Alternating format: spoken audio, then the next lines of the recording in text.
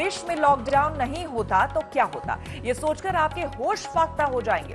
आप चौंक जाएंगे। कोरोना के खिलाफ लॉकडाउन की वजह से संक्रमित मरीजों की संख्या को रोकने में काफी हद तक कामयाबी हमें मिली है, लेकिन हाल के दिनों में जिस तरह से कोरोना के मरीजों की संख्या बढ़ी है, उससे कई सवाल भी खड़े हो गए हैं।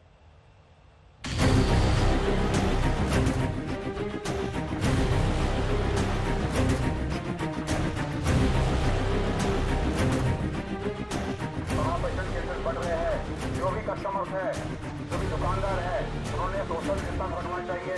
हर एक दुकानदार की जवाबदारी है, हर एक नागरिक की जवाबदारी है सोशल डिस्टेंस रखना, और सबकी जिम्मेदारी है मुंह के ऊपर मास्क लगाना।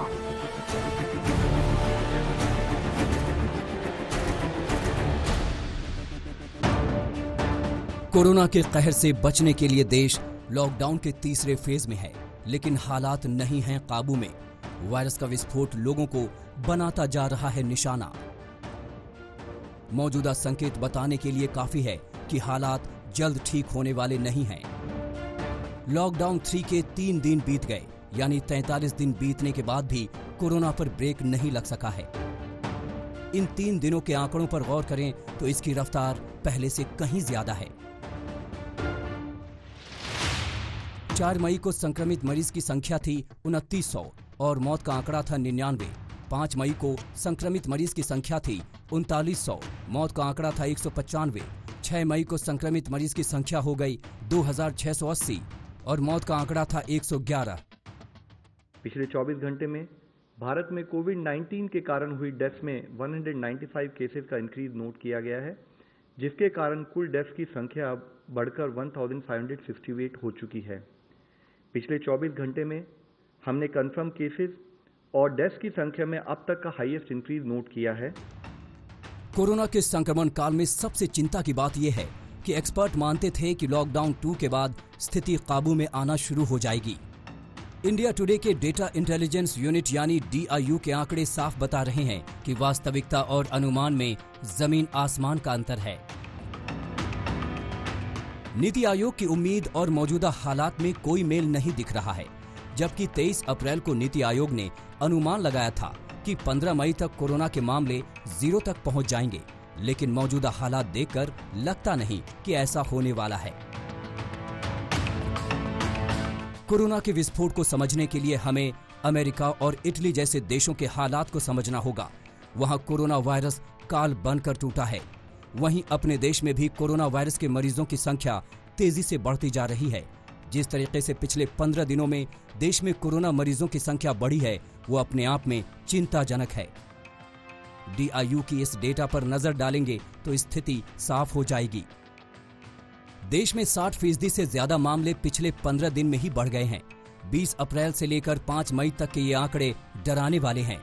इसे देखकर मतलब साफ है कि आने वाले दिनों में हमें ज्यादा अलर्ट रहने की जरूरत है। लॉकडाउन 3 में बहुत सारे ऐसे छूट दिए गए हैं जिससे अर्थव्यवस्था पटरी पर आ सके। इसी में सरकारी और प्राइवेट दफ्तरों में शर्तों के साथ कामकाज शुरू हो गया। दुकानों को खोलने में ढील दी गई, लेकिन देश भर में शराब के लिए उमड़ी भीड़ ने चिंता की लकीर को और बड़ा कर दिया।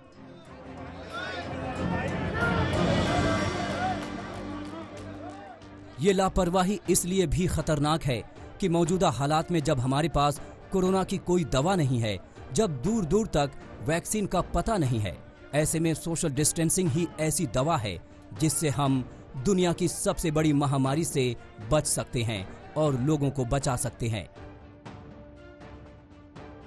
पिछले दिनों जिस तरीके से संपूर्ण बंदी को लेकर सरकार ने कदम उठाए, उसकी पूरी दुनिया में तारीफ हुई, लेकिन कुछ घटनाएं बार बार हमें चिंता में डाल देती हैं।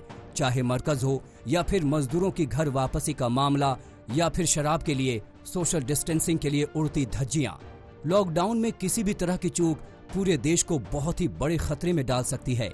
इंडिया टुडे के डेटा इंटेलिजेंस यूनिट यानी DIU ये भी बताती है कि अगर देश में लॉकडाउन नहीं लगाया जाता तो हालात बदतर हो जाते। DIU के मुताबिक अगर लॉकडाउन नहीं लागू किया गया होता तो 4 मई तक ही कोरोना के मामले 4 लाख के पार चले गए होते, जबकि आज यानी 7 मई को भी कोरोना के मरीजों का आंकड़ा 50,000 के पार ही हुआ है। वहीं कोरोना के खिलाफ जंग में लॉकडाउन को दूसरी संस्था ने भी कारगर बताया है। मुंबई की international institute for population sciences यानी IIPS के एक स्टडी में पाया गया है कि अगर लॉकडाउन नहीं किया जाता तो देश में कोरोना से 4,30,000 से ज्यादा लोग संक्रमित हो गए होते और 33,000 लोगों की मौत हो चुकी होती। ऐसे में साफ है कि कोरोना के संक्रमण के चेन को तोड़ना है तो लॉकडाउन ही कारगर हथियार है और इसी हथियार के बूते हम कोरोना पर फतह हासिल कर सकते हैं। आज तक ब्यूरो।